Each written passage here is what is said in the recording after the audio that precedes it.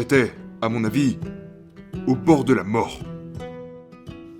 Et j'ai été capable de fragmenter ces 48 kilomètres en petites étapes. J'étais tellement motivé. Je ne dirais pas motivé parce que la motivation c'est de la merde. La motivation fluctue en permanence.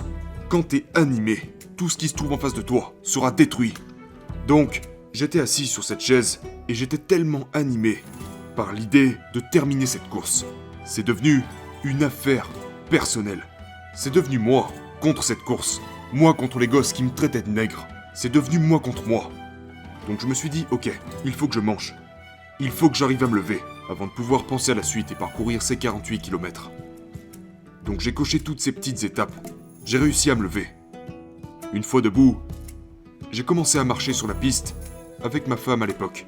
À un moment, elle m'a dit que je ne serais pas dans les temps. Elle m'a dit genre, regarde, tu marches à 3 km/h. J'ai marché comme ça jusqu'au 130e kilomètre. Et à la seconde où elle m'a dit que je ne serais pas dans les temps, j'ai couru les 30 derniers kilomètres de cette course non-stop.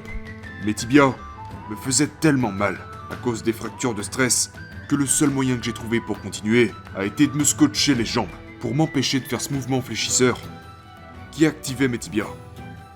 Donc, je me suis scotché les jambes des chevilles jusqu'au mollet. Et j'en suis venu à faire ça parce que dans ma 3e semaine de l'enfer, il n'allait plus me laisser reprendre la formation depuis le début.